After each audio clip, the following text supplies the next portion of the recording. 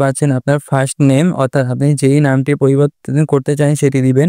আর এখানে মিডল নেমে কিছু দিলেও হবে না দিলেও হবে।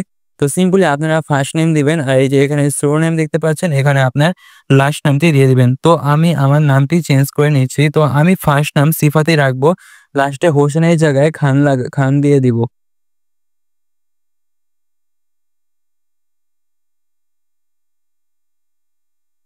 তো আমি খান দিয়ে দিলাম।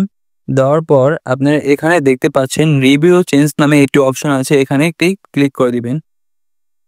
তো এখানে ক্লিক করার পর এখানে দেখতে পাচ্ছেন আপনাদেরকে আপনি যেই নামটা দিয়েছেন এবং তারা আপনাকে এটি সাজেস্ট করতেছে। সেহেতু আপনি যেই নাম দিয়েছেন সেটি আপনার পছন্দ, তাহলে আপনি সেই পছন্দটি একটি ক্লিক করে দিবেন। আর এটি বাদে যদি তারা যেটি দিছে সেটি যদি আপনার পছন্দ হয় তাহলে সেটিতে ক্লিক করবেন।